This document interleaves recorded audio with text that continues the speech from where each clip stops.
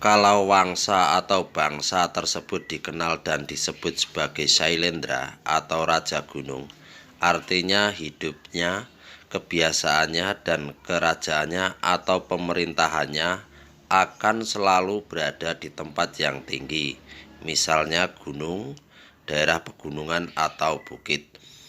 Seorang ahli sejarah yang bernama J. Przlewski mengatakan istilah Sailendra Wangsa menunjukkan bahwa raja-raja Wangsa itu berasal dari Wangsa Sailendra yang berarti Raja Gunung. Ini merupakan sebutan bagi Siwa sama dengan Girisa. Dengan kata lain, raja-raja Wangsa Sailendra di Jawa menganggap leluhurnya adalah di atas gunung. Ini merupakan petunjuk baginya bahwa istilah Wangsa Sailendra adalah asli orang Indonesia. Pernyataan J. Przlewski ini secara tidak langsung menyatakan bahwa tempat kerajaan bangsa Sailendra selalu berada di atas gunung.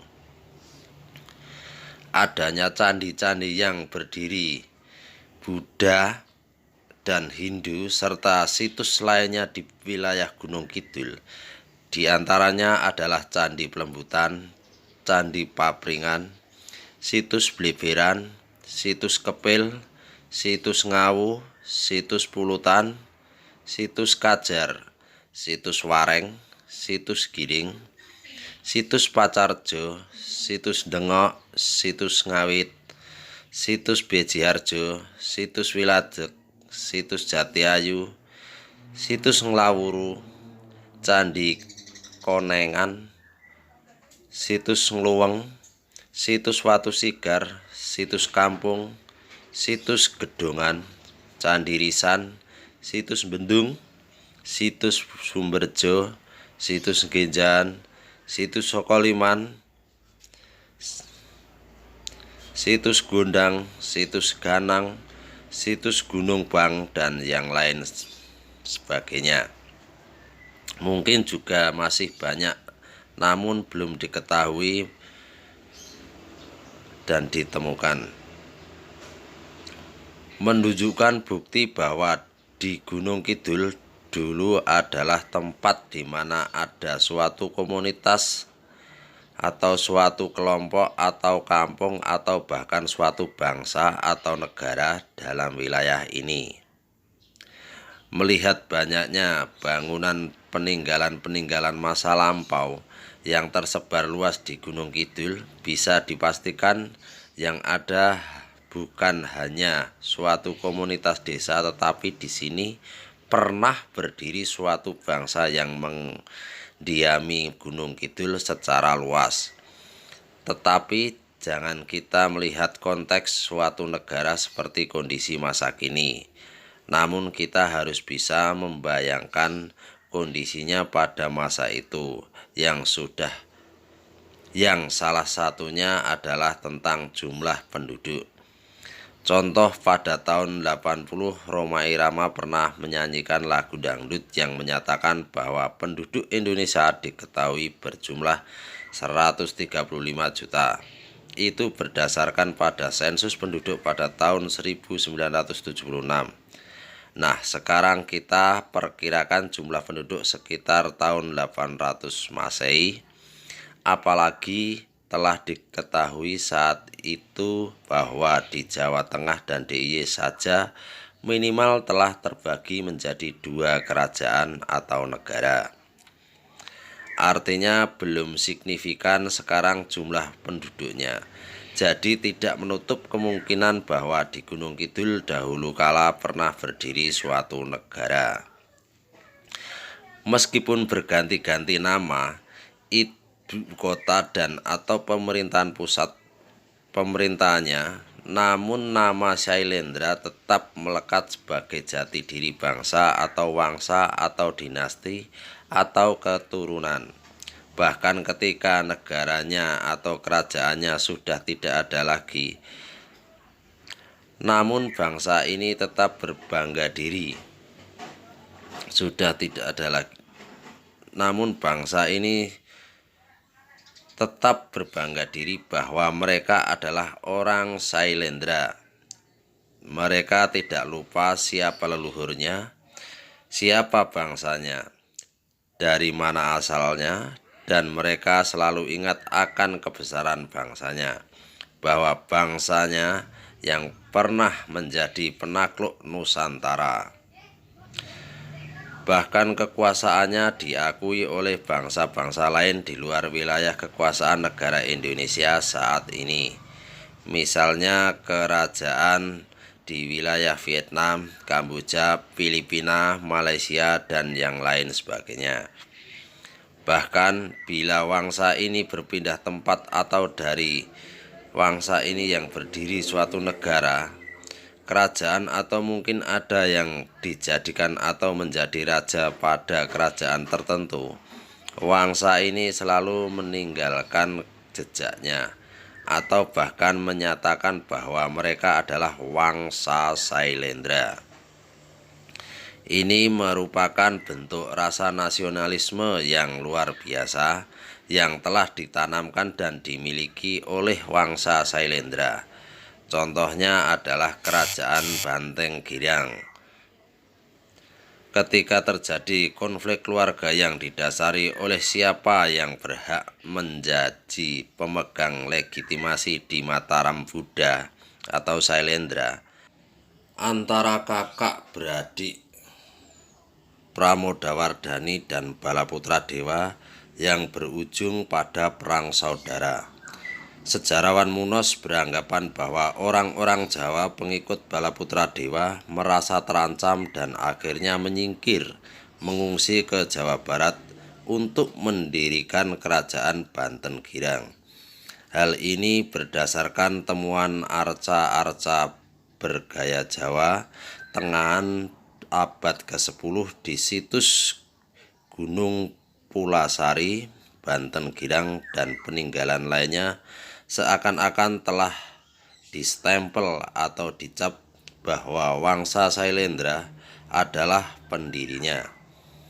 Kemudian kerajaan Sriwijaya yang sangat terkenal dan melegenda pada zamannya mengalami masa jaya dan keemasannya saat pemerintah oleh Maharaja Balaputra Dewa yang adalah putra Prabu Samaratungga dari wangsa Sailendra. Kemudian ada lagi salah seorang pangeran dari wangsa Sailendra yang lahir dan besar di bumi dan istana Mataram Buddha, diangkat menjadi Raja Khmer Kamboja yang bergelar Jayavarman II. Tetapi pada tahun 802 Masehi menyatakan bahwa kerajaan Khmer merdeka dari Jawa atau Mataram Medang. Walau begitu, dia tetap menyatakan bahwa dia adalah keturunan Sailendra. Artinya orang-orang Sailendra adalah nasionalis sejati. Sejak terjadi perebutan kekuasaan antara Pramodawardhani dan Rakai Pikatan, suaminya,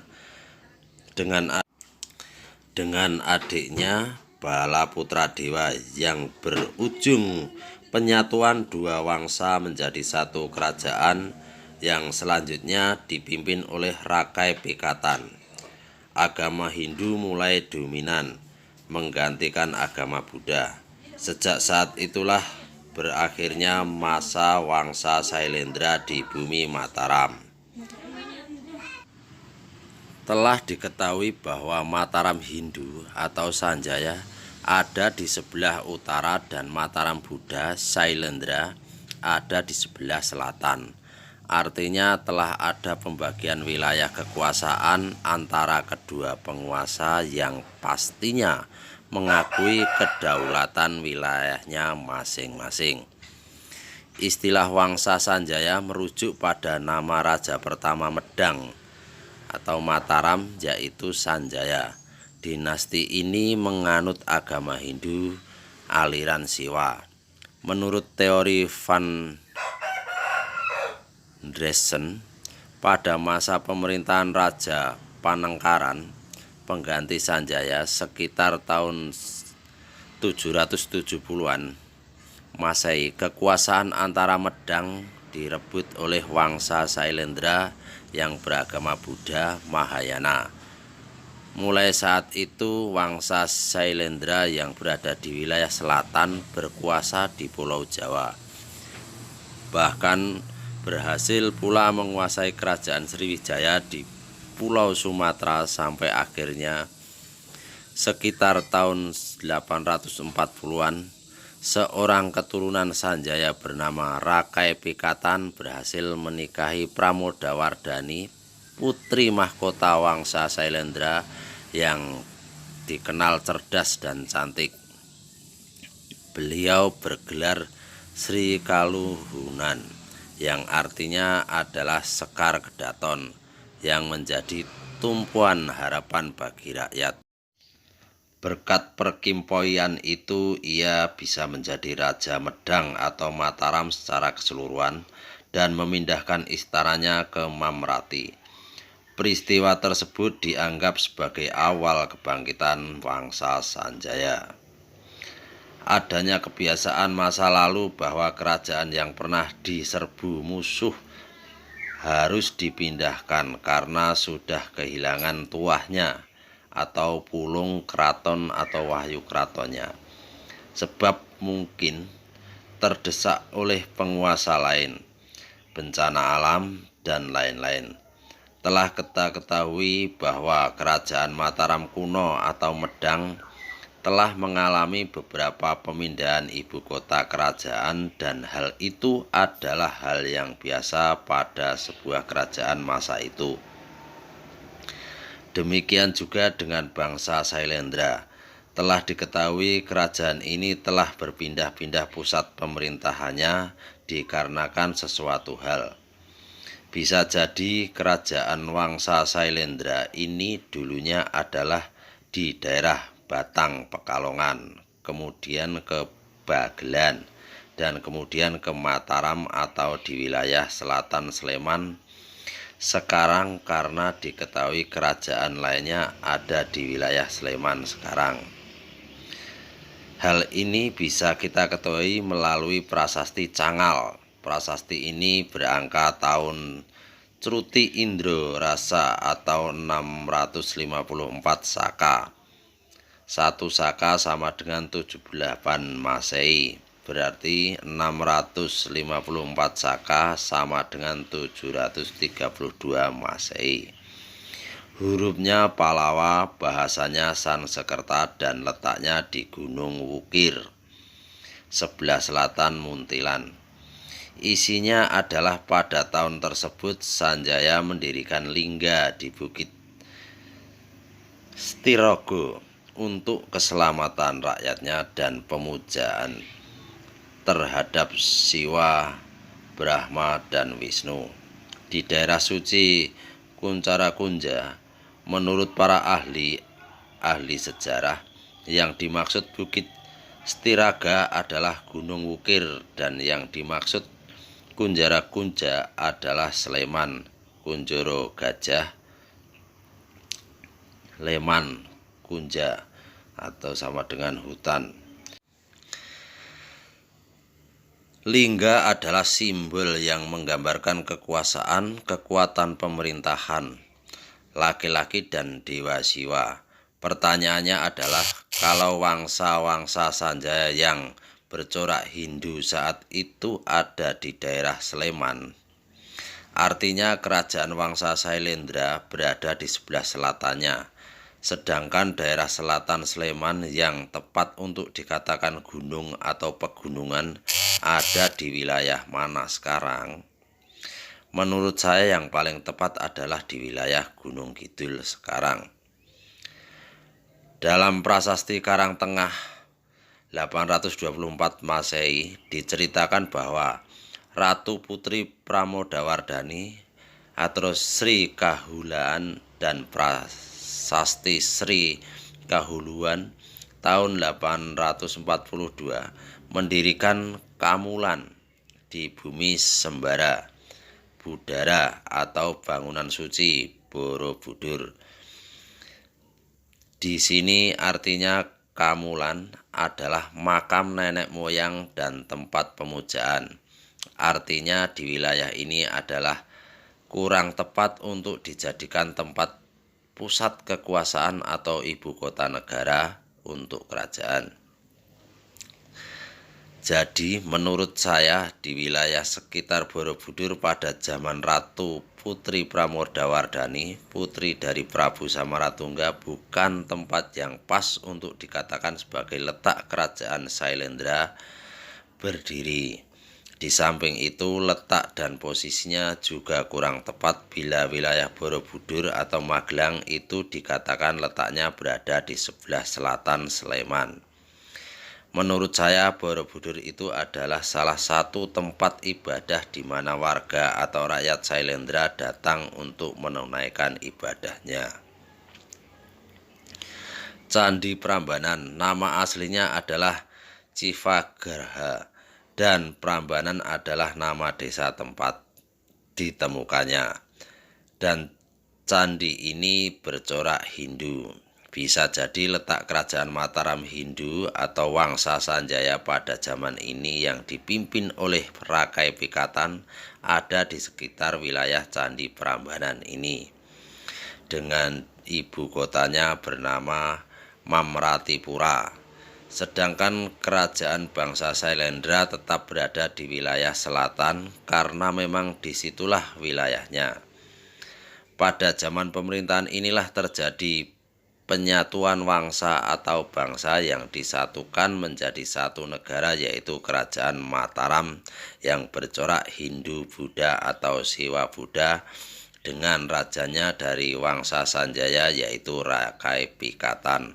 Oleh karena telah menikahi putri dari Sailendra yaitu Ratu Putri Dyah Pramodawardhani, putri dari Maharaja Samaratungga, raja dari bangsa Sailendra, dan Candi Prambanan ini dibangun oleh Dyah Pramodawardhani sebagai bentuk penghargaan Wangsa Sailendra yang beragama Buddha pada penduduk bangsa Sanjaya yang beragama Hindu. Dan bisa jadi saat itu Candi Prambanan ini terletak di tengah kota kerajaan.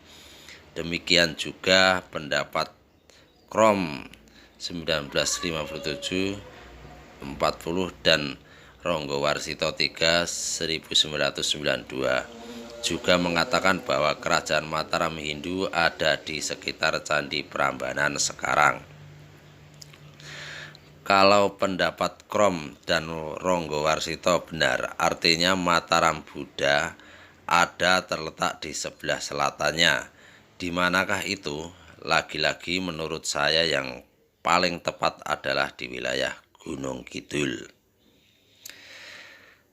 Teori populer menganggap bahwa Balaputra Dewa membangun benteng dari timbunan batu di atas bukit Ratu Boko dalam perang melawan Rakai Pikatan dan Pramodawardhani. Ada pendapat lain juga yang mengatakan bahwa Keraton Boko itu adalah tempatnya kerajaan Wangsa Sailendra. Namun menurut sejarawan Bukhari, di Bukit Ratu Boko tidak dijumpai prasasti atas nama Balaputra Dewa, melainkan atas nama Rakai Walaing Empu Komboyani. Mungkin tokoh ini yang memberontak terhadap pemerintahan Rakai Pikatan karena ia juga mengaku sebagai keturunan asli pendiri kerajaan, yaitu Sanjaya. Artinya, pernyataan ini mendukung teori bahwa Balaputra Dewa tidak berdomisili di Boko. Budaya zaman dulu dalam memperabukan seorang raja yang meninggal tidak boleh sembarangan, karena raja dianggap sebagai seorang titisan dewa yang harus ditinggikan. Jadi saat meninggal harus diperabukan di Ratu Boko. Ratu atau raja, Boko atau Baka adalah alam kematian. Jadi tempat ini tidak tepat kalau dianggap sebagai keratonnya Sailendra. Di Gunung Kidul atau di Gunung Langgeran pernah ditemukan sebuah arca yang dianggap sebagai perwujudan Prajna Paramita, sebutan untuk wanita utama di dalam agama Buddha yang mempunyai arti kesempurnaan dan kebijaksanaan. Arca Prajna Paramita ini juga melambangkan seorang dewi dengan raut wajah yang tenang, memancarkan keteduhan, kedamaian, dan kebijaksanaan. Menurut Bapak Wakiman atau Bapak Santoso, salah seorang tokoh masyarakat desa Nglanggeran, mengatakan kalau arca ini kondisinya telah terpotong dan yang ada di desanya hanya tinggal bagian perut ke bawah. Kalau arca ini adalah gambaran dari seorang wanita yang mempunyai kekuasaan atau sebagai wanita yang diagungkan rakyatnya. Bisa jadi arca ini adalah sebagai perwujudan dari putri penguasa saat itu. Pertanyaannya adalah siapa penguasa saat itu?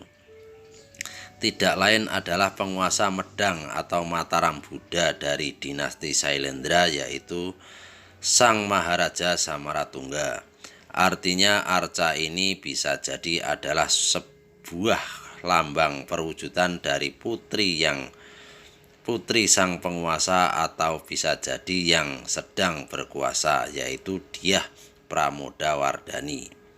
Kalau arca ini sebagai gambaran dari Pramodawardhani, bisa jadi arca ini adalah sebuah persembahan atau sebagai bentuk penghargaan pada sang dewi, karena tidak lazim ora elok, kata Jawa, bila seorang menggambarkan dirinya sendiri dengan gambaran dewa atau dewi, lalu siapakah yang mempersembahkannya?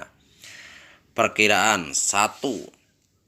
Rakyat Sailendra sendiri. Alasannya karena rakyat sangat mengasihi sang dewi, maka dibuatkan arca Prajna Paramita sebagai yang menggambarkan penguasa yang dicintainya, yaitu Pramodawardhani. 2.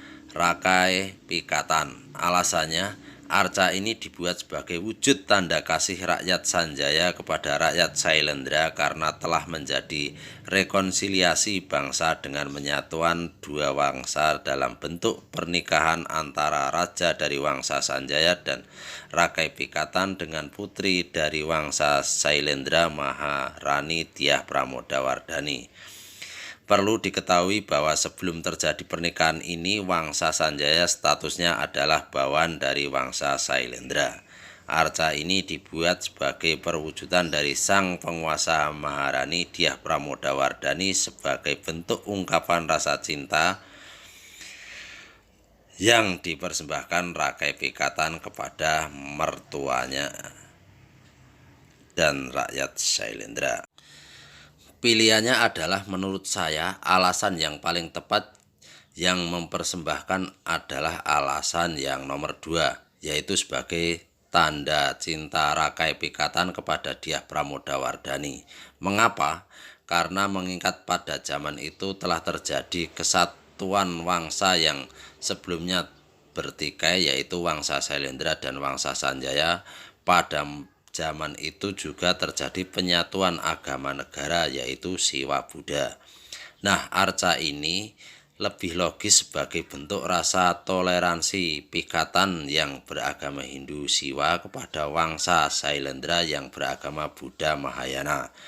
Walaupun arca ini sebagai bentuk persembahan kepada bangsa Sailendra dan sebagai salah satu bentuk tanda cinta atau tondo tresno, pastinya akan diletakkan di area tempat tinggal sang putri. Seperti juga halnya zaman sekarang, kalau saya memberikan foto keluarga saya ke mertua, pastinya akan saya pasangkan di dinding rumah mertua saya dan tidak mungkin saya pasang di tempat tetangga mertua saya. Hal ini menunjukkan bahwa arca Prajna Paramita ini berada di tengah-tengah bangsa Sailendra. Dan ini berarti pada zaman pemerintahan Maharaja Samaratungga, letak kerajaan Mataram Buddha bisa jadi ada di sekitar Gunung Nglanggeran, Gunung Kidul. Hal ini juga sangat cocok dengan sebutan Sailendra atau Raja Gunung. Desa Nglanggeran menurut Bapak Sukirman atau Santoso asal kata dari palang dan angger-angger yang dahulu disebut Planggeran, lama-lama menjadi Nglanggeran. Sekarang mari kita coba terjemahkan dari arti kata tersebut. Palang, perintangan yang dipasang melintang sebagai penghalang dan pengunci sesuatu supaya tidak bisa dimasuki atau dilewati. Dua, angger-angger atau pedoman undang-undang peraturan. Kedua kata tersebut bisa terjemahkan kira-kira begini. Ada pedoman undang-undang dan peraturan atau wewaler atau bahasa Jawa yang tidak boleh dilanggar.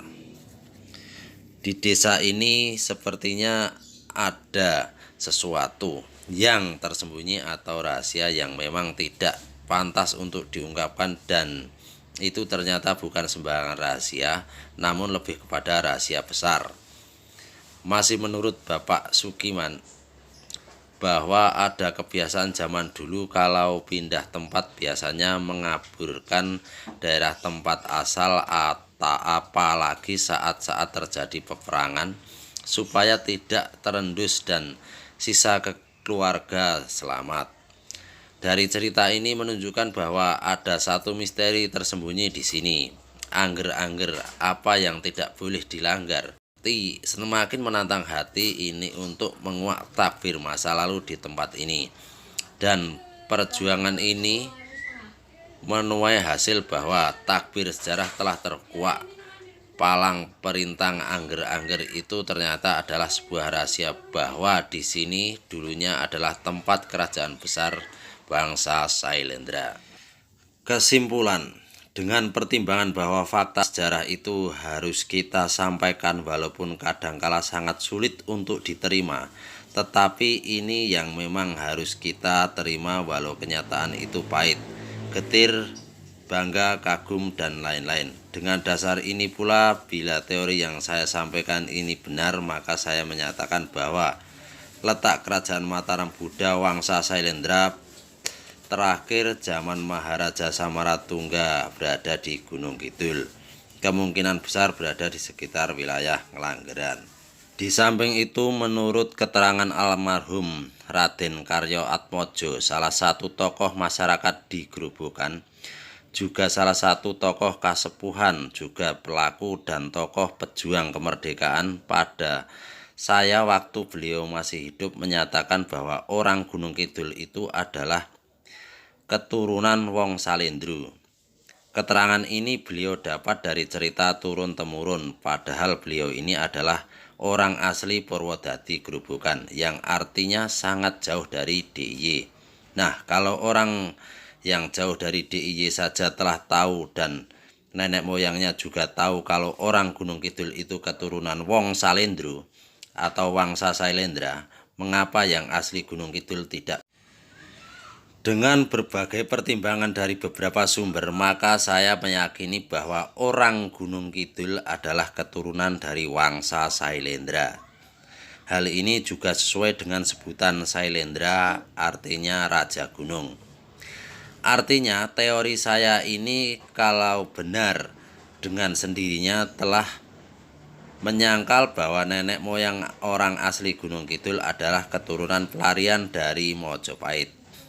Karena jauh sebelum Mojopahit ada, orang Gunung Kidul sudah ada.